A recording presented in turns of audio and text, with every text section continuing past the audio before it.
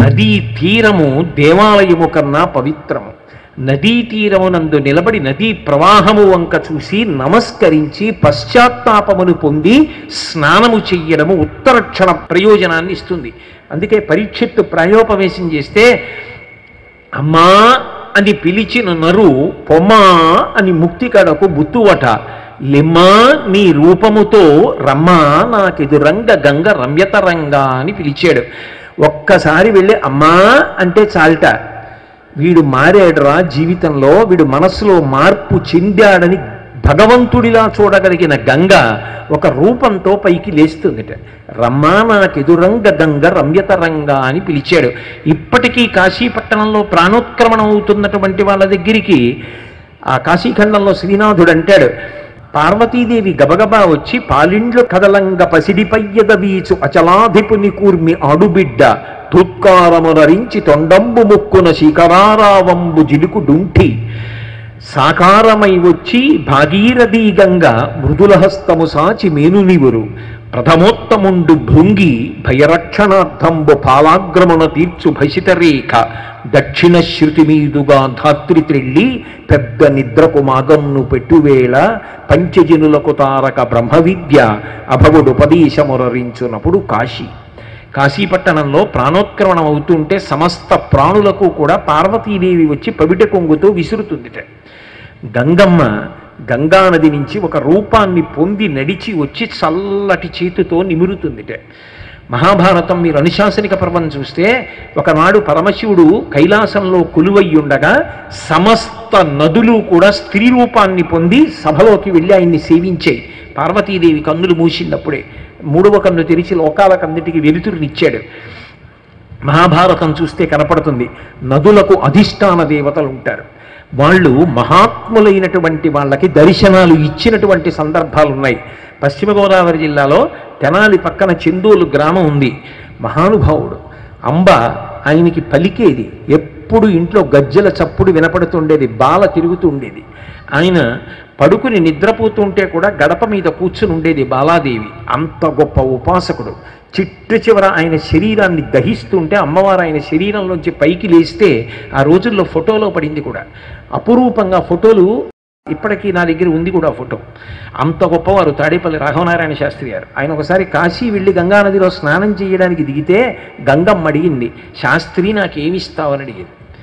అయ్యో నేనేం తేలేదే అని ఆయన చటుక్కన పక్కకి తిరిగి భార్య వంక నీ చెవి కుండల నిమ్మన్నారు. ఆవిడ వెంటనే చెవి కుండలాలు తీసి ఇచ్చారు. ఆ కుండలాలమ్మ తీసుకోని వదిలిపెట్టారు. వదిలిపెట్టి మళ్ళీ వచ్చారు. వచ్చి తనకిచ్చిన విడిదిలో పూజ చేసుకోవడానికి కూర్చున్నారు. ఎదురుగుండా పళ్ళెంలో ఉన్నాయి ఆ కుండలాలు. ఆయన ఆశ్చర్యపోయి, అమ్మ నీకు ఇచ్చాను కదా, ఎందుకమ్మా తిరిగి ఇచ్చేసావు, ఏమైనా తప్పు చేశానా అన్నారు.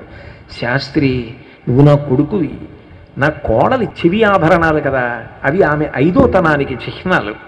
నువ్వు దీర్ఘాయుష్మంతుడివి కావాలని నేను కోరుకుంటాను కదా, నా కొడుకు అల్పాయుష్కుడు కావాలని కోరుకుంటానా? నా కోడలి చెవి కుండలాలు నేను తీసుకుంటానా? నాకు వద్దయ్యా, అందుకే ఇచ్చేశాను. నీ పేరు మీద ఇంకేమైనా ఈ శాస్త్రి రేపు స్నానానికి వచ్చినప్పుడు అన్నారు. శాస్త్రి గారు వేళ్లకున్న ఉంగరాల్లో ఓ ఉంగరం తీసి అమ్మవారికి ఇచ్చారు. ముత్తుస్వామి దీక్షితారు వారికి వీణ గంగానది ఇచ్చింది. గంగానది ప్రవాహంలోంచి వచ్చింది వీణ. అందుకే యాళి ఇలా మృగంలా ఉంటుంది. అది ఒక్క దీక్షితుల వారి వీణకి మాత్రం ఇలా పైకుంటుంది. గంగా అనుగ్రహం, గంగలోంచి వీణ వచ్చింది. గంగానదికి పుట్టినవాడే మహానుభావుడు భీష్మాచార్యుల వారు.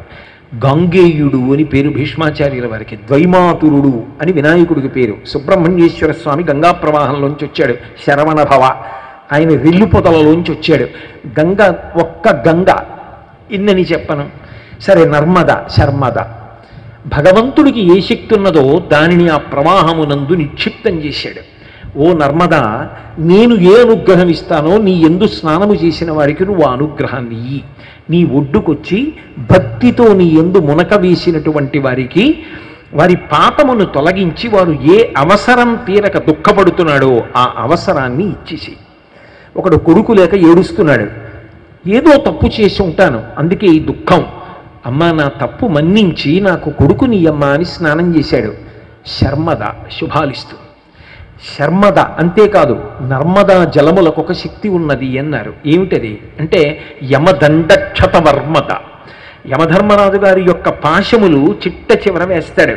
అందుకే కపవాత పైత్యముల్ కప్పగాశ్రమ చేత కంపముద్భవమంది కష్టపడుచు నా జిహ్వతో నిన్ను నారాయణాయంచు పిలుతునో శ్రమ చేత పిలువలేను నాటికిపుడి నీనామస్మరణ చేతు చెవినిడవయ్య భూషణ వికాస శ్రీధర్మ పురనివాస దుష్ట సంహార నరసింహ దురిత దూర అంటాడు కవి. ఆఖరణ ప్రాణోత్క్రమణం అవుతుంటే భయంకరమైనటువంటి రూపాలలో యమభటులు వచ్చి పాశములు వేసి ప్రాణములను ఉగ్గడిస్తారు. నర్మదా నదీ స్నానము చేసినటువంటి వాడి మీద యమపాశము పడదు. యమపాశం పడకుండా నర్మదా స్నానము కవచం కట్టేస్తుంది. ఒకసారి నర్మదా జలములతో శరీరం తడిస్తే, అందుకే యమదండక్షత వర్మద. అలాగే అతి కఠిన ముక్తి వనితా చేతో మర్మద. మోక్షము అనబడేటటువంటి ఒక అతి కఠినమైనటువంటి మనసున్నటువంటి స్త్రీ, ఎందుకంటే ఆవిడ మర్మం ఏమిటో ఎవరికీ తెలియదు. దేనికి మోక్షం వస్తుంది చెప్పడం అంత తేలిక కాదు. అటువంటి మర్మం కూడా తెలిసేటట్టు చేస్తుందంటే మోక్షమును కూడా ఇవ్వగలదు. అంచెమునందు భగవంతుడు స్మరణలోకి వచ్చేటట్టుగా చేస్తుంది నర్మద యొక్క స్నానం. అంత గొప్ప స్నానం నర్మదా నదీ స్నానం. కాబట్టి యమదండక్షత వర్మద. ఆవిడ అంబు నివారిత సర్వాపద. ఆమె తన యొక్క నీటి చేత సమస్తమైనటువంటి కష్టములను పోగొడుతుంది. అటువంటి నర్మదా నదిని సాక్షాత్తు విష్ణువు అయినటువంటి వామనమూర్తి దాటి వెళ్ళారు అని శంకరాచార్యుల వారు మొట్టమొదట వాళ్ళ గురువుగారు గోవింద భగవత్పాదాచార్యుల వారిని కలుసుకున్నది నర్మదా నదిలోనే. నర్మదా నది యందు బాణలింగములు పుడతాయి. ఒక్కొక్క నది ఎంత గొప్పదండి భారతదేశంలో. ఏ ఒక్క నది కూడా కేవల జలప్రవాహం ఒక్కటే కాదు. సాధారణంగా పంచాయతనంతో పూజ చేస్తాం. పంచాయతనం అంటే 5 మూర్తులు ఉంటాయి. విఘ్నేశ్వరుడు, సూర్యనారాయణమూర్తి, శ్రీ మహావిష్ణువు, పార్వతీదేవి, పరమశివుడు. ఎవరిని ప్రధానుణ్ణి చేసి పూజ చేస్తే వాళ్ళని మధ్యలో పెడతారు, మిగిలిన నలుగురిని చుట్టూ పెడతారు. ఏదో నేను విష్ణువుని ప్రధానం చేసి పూజ చేస్తాననుకోండి, విష్ణువుని మధ్యలో పెడతారు. 4 స్థానములు నిర్ణయం అయ్యి ఉంటాయి. అలా పెట్టుకోలేదు, మన ఇష్టం వచ్చినట్టు పెట్టకూడదు. ఆ చుట్టూ పెట్టినప్పుడు పరమశివుణ్ణి, పార్వతీదేవిని, సూర్యుణ్ణి, విఘ్నేశ్వరుణ్ణి పెడతారు. విఘ్నేశ్వరుడు ప్రధానుడు అనుకోండి, గాణాపత్యంలో ఉన్నారనుకోండి, విఘ్నేశ్వరుణ్ణి మధ్యలో పెట్టి శివపార్వతుల్ని, విష్ణువుని, సూర్యుణ్ణి పెడతారు, నలుగురిని. ముందు వీళ్ళ నలుగురికి పూజ చేసి మధ్యలో వాళ్ళ దగ్గరికి వెళ్ళాలి. మధ్యలో వాళ్ళు ప్రధానుడని గుర్తు. ఈ దేశం తనంత తానుగా ఒక పూజా మందిరం. మన ఇంట్లో అన్నీ మనం కట్టుకున్న గదులే. స్లాబ్ వేసినప్పుడు ఏం ఉండదు. ఆ తర్వాత ఇటకలతో గోడలు కట్టిన తర్వాత గదులు వస్తాయి. గదులు వచ్చినా అన్నీ నేను కట్టినవైనా పూజ పడుకునే గదిలో చేయనుగా, ఈశాన్యంలో పూజా మందిరంలో చేస్తా. పూజా మందిరంలో నేను చేసినటువంటి పూజ వలన తృప్తి చెందినటువంటి భగవంతుడు మిగిలిన గదులలో నేను తిరిగినప్పుడు సురక్షితంగా సంతోషంగా ఉండేటట్టు చెయ్యడమే కాకుండా నావారన్నవారు ఎక్కడ ఉన్నా వాళ్ళందరూ కూడా సంతోషించేటట్టుగా అనుగ్రహించగలిగినట్టే యావత్ ప్రపంచము ఒక ఇల్లైతే పూజా మందిరము భారతదేశము. భారతదేశము పూజా మందిరము. అందుకే యజ్ఞశాలకి 4 ద్వారములు ఎలా ఉంటాయో శంకరాచార్యుల వారు భారతదేశాన్ని యాగశాల చేసి 4 ద్వారములు ఉంచారు, వేదద్వారములు. తూర్పున జగన్నాథులో గోవర్ధన పీఠము, పడమర ద్వారకలో కాళికాపీఠము, ఉత్తరమున బదరికాశ్రమములో జ్యోతిపీఠము, దక్షిణమున శృంగగిరిలో శారదాపీఠము, చివర కాంచిలో కామకోటి పీఠాన్ని పెట్టి తానే స్వయంగా పీఠాధిపత్యాన్ని వహించారు. అటువంటి శంకర భగవత్పాదులు భారతదేశాన్ని పూజా మందిరంగా, యజ్ఞశాలగా చూసి గౌరవించారు.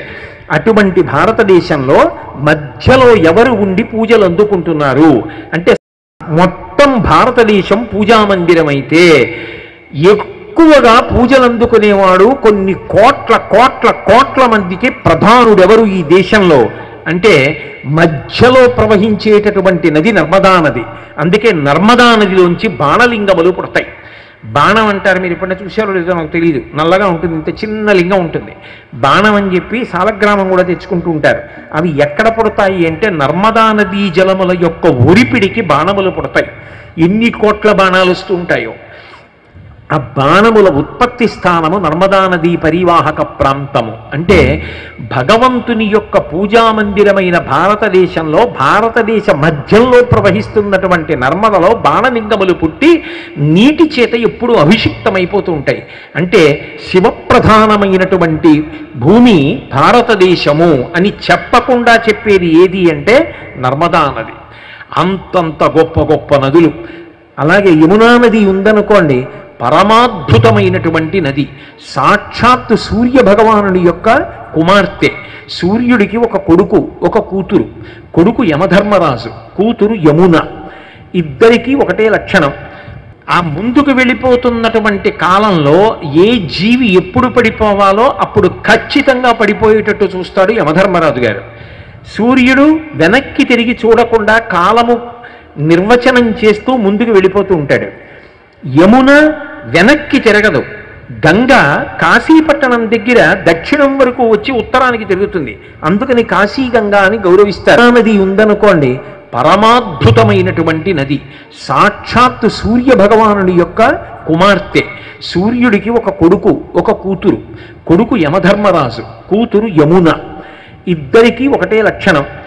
ఆ ముందుకు వెళ్ళిపోతున్నటువంటి కాలంలో ఏ జీవి ఎప్పుడు పడిపోవాలో అప్పుడు ఖచ్చితంగా పడిపోయేటట్టు చూస్తాడు యమధర్మరాజు గారు. సూర్యుడు వెనక్కి తిరిగి చూడకుండా కాలము నిర్వచనం చేస్తూ ముందుకు వెళ్ళిపోతూ ఉంటాడు. యమున వెనక్కి తిరగదు.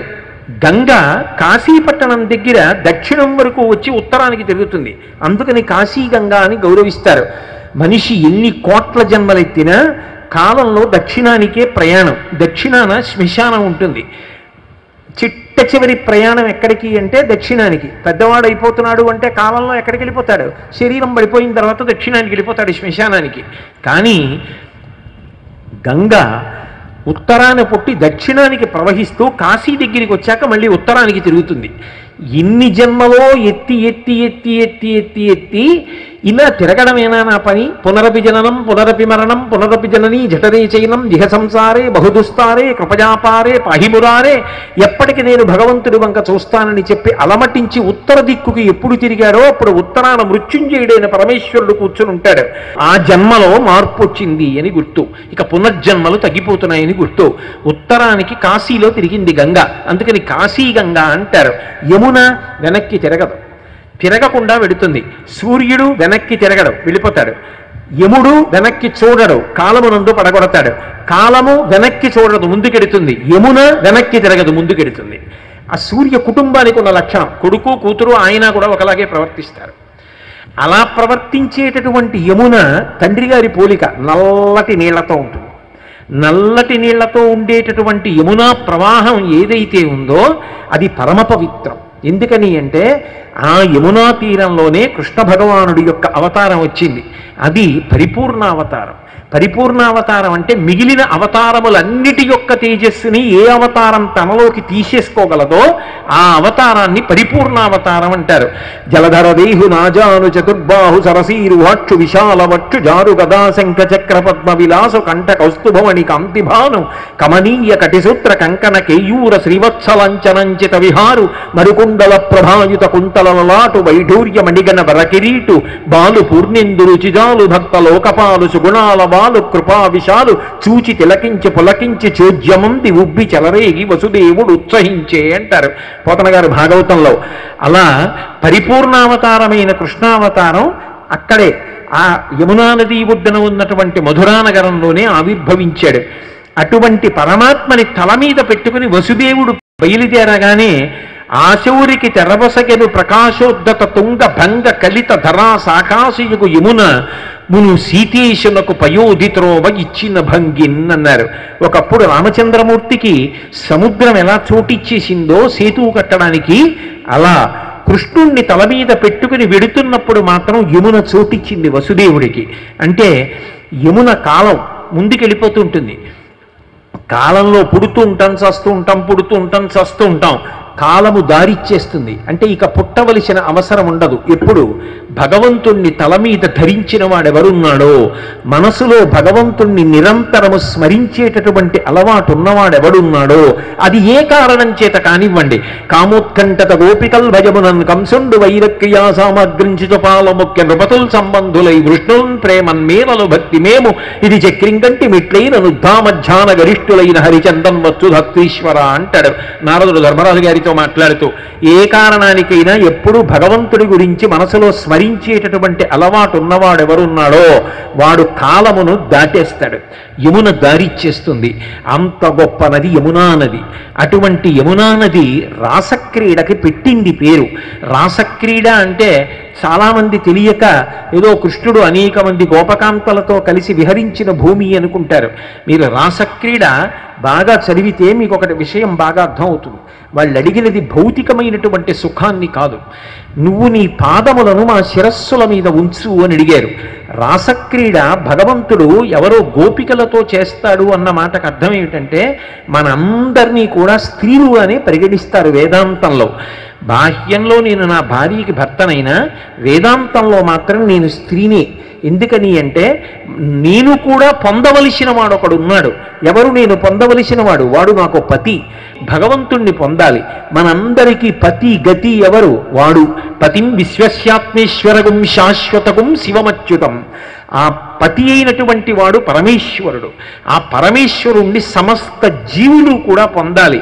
రాసక్రీడ అన్న మాటకు అర్థం ఏమిటంటే, లోపల యోగ దృష్టితో యోగరతో వా భోగరతో వా సంగరతో వా సంగవిహీన యశ్చ బ్రహ్మణి రమతే చిత్తం నందతి నందతి నందచ్చేవ.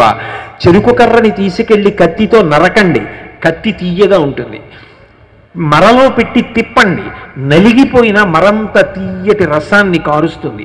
పళ్ళ మధ్యలో పెట్టి నలపండి, కొరకండి, తీయటి రసాన్ని వదిలిపెడుతుంది. యోగిని ఏం చెయ్యండి, తనలో తాను రమిస్తూనే ఉంటాడు భగవంతుడితో. అలా ఎంతమంది ఎక్కడెక్కడ లోపల భగవంతుడితో రమిస్తున్నారో వాళ్ళందరూ భగవంతుడితో రాసలీల చేస్తున్న వాళ్ళు అంటారు.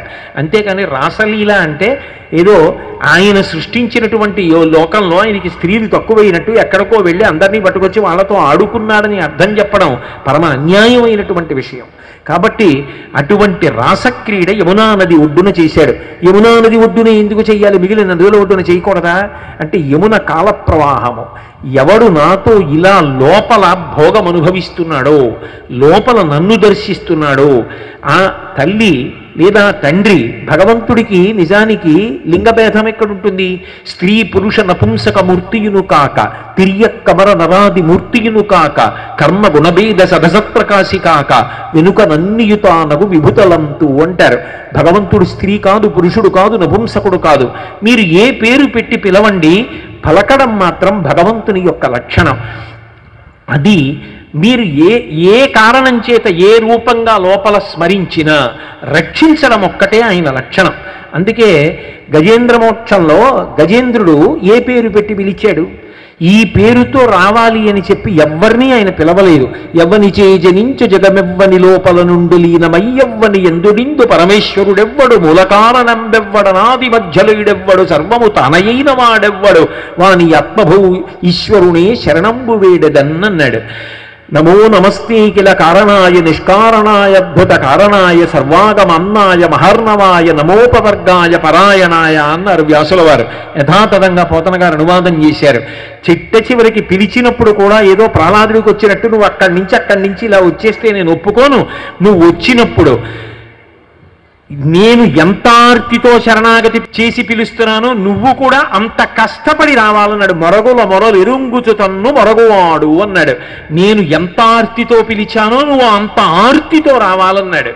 భక్తుడు పెట్టినటువంటి నియమాన్ని అనుసరించి అలా వైకుంఠపురంబులో నగరిలో వామూల సౌధంబుదాపల మందారమనంతరమృతర ప్రాతేందుకంతోపలోత్పల పర్యంకరమా వినోది యగువాపన్న ప్రసన్నుండు విక్వల నాగేంద్రము పాహీ పాహీయన కుయ్యాడించి సౌరంభయై సిరికింజప్పడు శంఖచక్ర యుగమున్ చేతోయి చండింపడే పరివారంబును జీరడ భ్రగవతిన్ మన్నింపడు ఆకర్ణికంతరధమ్మిల్లము చక్కనొత్తర వివాద ప్రోద్ధిత శ్రీ కుచోపరి చేలాంచలమైన వీటడు గజ ప్రాణావనోత్సాహి అని పరిగెత్తుకొచ్చినట్టుగా లోపల భగవంతుణ్ణి ఎప్పుడు స్మరిస్తూ అంతర్ముఖ సమారాధ్య బహిర్ముఖ సుదుర్లభ అంటారు లలితా సహస్రంలో వ్యాసుల వారు.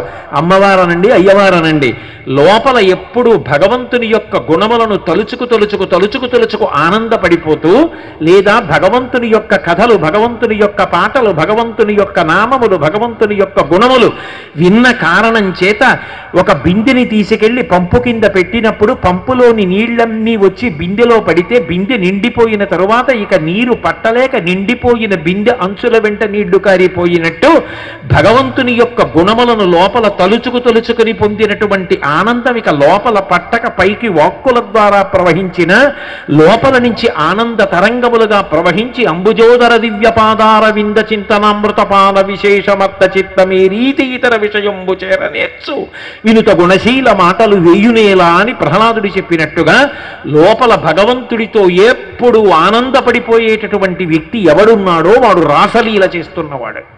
కాలమును దాటిపోతాడు, వాడికి ఇక పునర్జన్మ లేదు. వాడి చిట్ట చివర శరీరం పడిపోతున్నప్పుడు కూడా లోపల ఉన్నటువంటి పరమేశ్వరుడితో అంటకాగుతాడు తప్ప శరీర ఖేదమును అనుభవించడు. అందుకే అనాయాసేన మరణం వినాదైన్యేన జీవితం. నాకు ఆకలిస్తోందని ఆశివాయో త్యజస్రం బ్రవాణి అంటారు శంకర భగవత్పాదులు. చిట్ట చివర ఆఖరి ఊపిరి దగ్గర పడిపోతోందని మంచం మించి దింపేసి చింకి చాపో బొంతో వేసి పడుకోపెట్టి దీపం పట్టుకొచ్చి తల దగ్గర వెలిగిస్తుంటే, కొడుకు తులసి నీళ్లు నోట్లో పోస్తుంటే, స్నేహితులు బాధపడుతుంటే, కూతురు గుండెలు బాదుకుని ఏడుస్తుంటే, భార్య అరుస్తుంటే, ఇవన్నీ నా చెవిన పడుతున్నా శంకరా నేను మాత్రం బ్రతికున్నంత కాలం నా గుండెలలో గుడి కట్టి నిన్ను పూజ చేశానో ఆ నీ పాద పంజరములోకి నా చిలుక ఎగిరి వచ్చేసేటప్పుడు చెమట పట్టిన బట్టను విడిచిపెట్టినట్టు ఈ శరీరమును విడిచిపెట్టి పరమ సంతోషముగా వచ్చేదనుగాక అంటారు శంకరులు. అలా మృత్యుకాలమునందు కూడా భగవంతుడితో రమించగలిగినటువంటి యోగి పుంగవులు ఎవరున్నారో వాళ్ళు ఈ భారతదేశంలో ఎక్కడెక్కడ ఎన్ని కోట్ల మంది భగవంతుడితో రమిస్తున్నారో వాళ్ళందరూ కాలమును దాటిపోతున్నారు. కాబట్టి యమున ఒడ్డునే రాసలీల.